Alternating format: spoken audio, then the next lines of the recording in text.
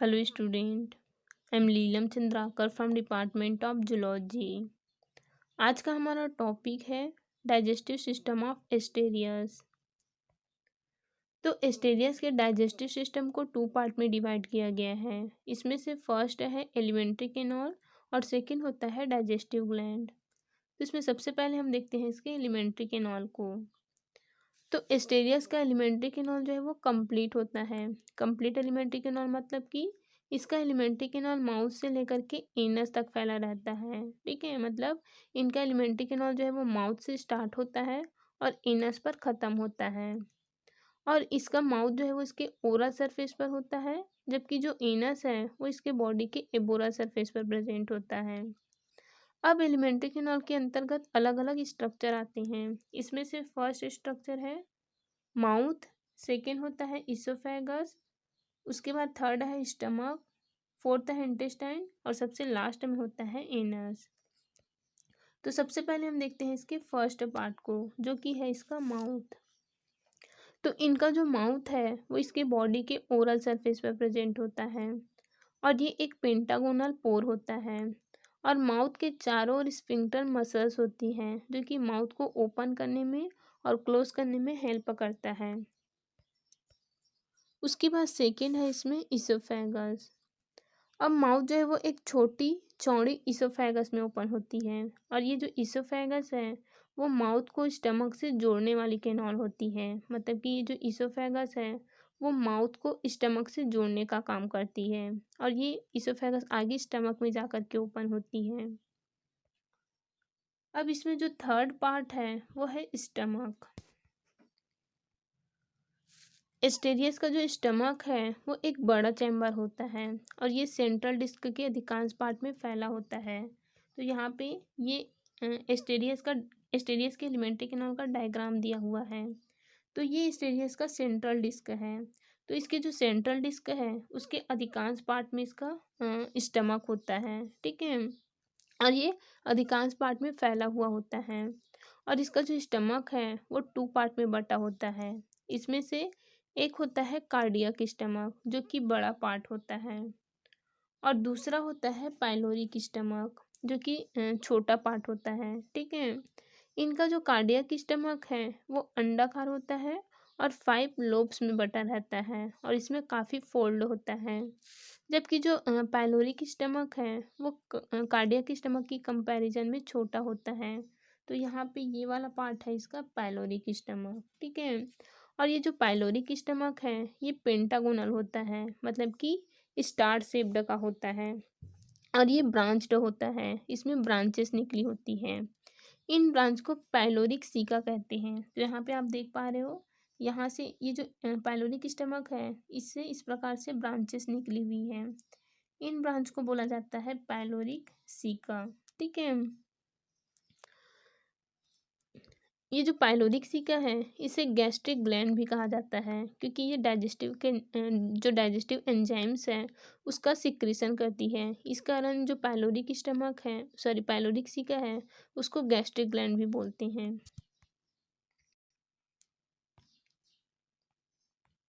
उसके बाद है इंटेस्टाइन।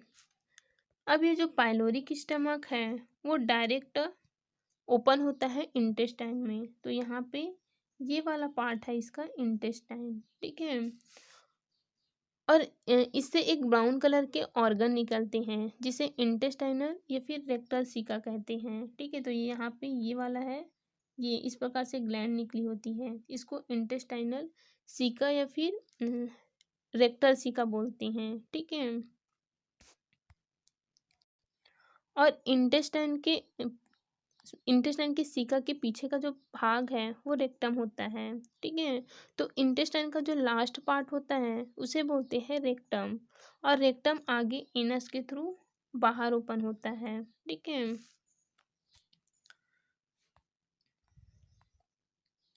उसके बाद है इसमें सेकेंड पार्ट होता है डाइजेस्टिव ग्लैंड। तो एस्टेरियस में जो पाइलोरिक सीका है वो इसका डाइजेस्टिव ग्लैंड होता है। तो एस्टेरियस में पाइलोरिक सीका के रूप में 5 पेयर डाइजेस्टिव ग्लैंड पाई जाती हैं जिनका एक एक जोड़ा जो है वो प्रत्येक आर्म के अंदर प्रेजेंट होता है और उनके एंड तक फैला रहता है। तो यहाँ पे आप डायग्राम में देख पा रहे हो, ये इसका पाइलोरिक स्टमक है। अब पाइलोरिक स्टमक से इस प्रकार से ब्रांच निकलती हैं जिसको बोलते हैं पाइलोरिक सीका।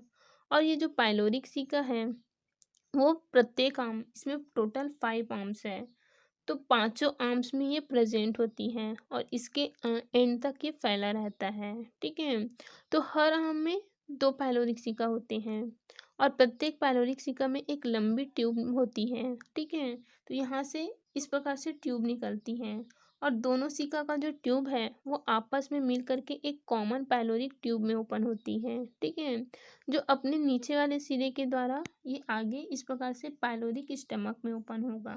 तो यहाँ पे आप देख पा रहे हो जो आर्म्स है उसमें 2 पाइलोरिक सिका होती हैं और इन पाइलोरिक सिका से इस प्रकार से डक्ट निकलते हैं और ये जो डक्ट है वो आगे जा कर के आपस में मिल करके एक कॉमन डक्ट बनाते हैं जिसको पाइलोरिक डक्ट बोला जाता है।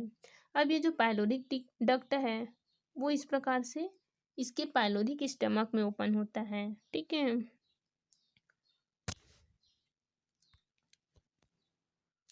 अब पाइलोरिक सिका के जो सभी कोष हैं वो अंदर से एपिथेलियम लेयर से लाइंड होती है। ठीक है, जिसमें 4 प्रकार की फ्लैजेलेटेड कॉल्यूमनर सेल्स पाई जाती है।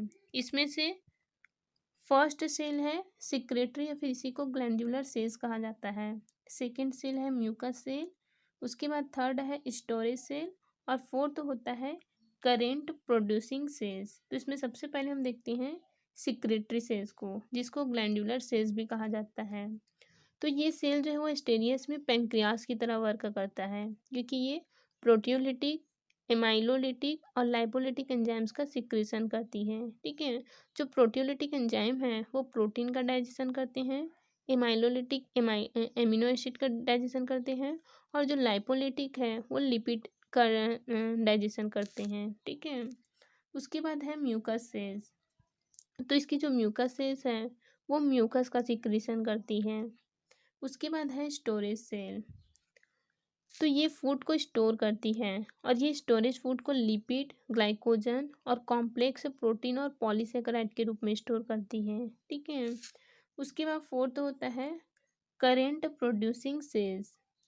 तो इनमें लंबे फ्लैजेला पाए जाते हैं जो एंजाइम्स को धीरे धीरे स्टमक और पाइलोरिक सिका की ओर फ्लो करते हैं। ठीक है,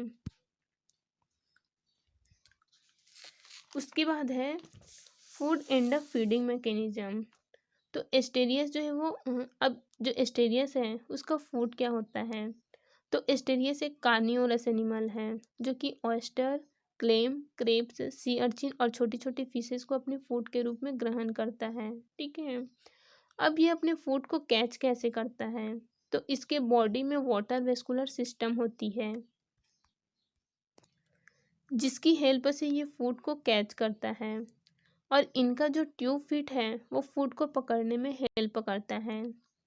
जब इसके पास में फूड आते हैं तो ये अपने पांचों के पांचों जो आर्म्स है, जो भुजा है, उसको झुका लेते हैं। ठीक है, और इसके माउथ से इसका जो कार्डियक स्टमक है वो बाहर आ जाता है और ये फूड को अपने बॉडी के अंदर ले लेता है। जब ये फूड को अपने बॉडी के अंदर लेगा तब इसमें डाइजेशन स्टार्ट होता है। ठीक है, मतलब कि जब फूड स्टमक में पहुंच जाएंगे तो वहाँ पर उसका डाइजेशन होगा। अब इनका जो पाइलोरिक स्टमक है जो कि एक उसमें पाइलोरिक सिका होता है और ये जो पाइलोरिक सिका है वो एक डाइजेस्टिव ग्लैंड होता है जिससे अलग अलग तरह के एंजाइम्स का सिक्रीशन होते हैं। ठीक है, जिससे जो फूड है उसका डाइजेशन हो जाता है।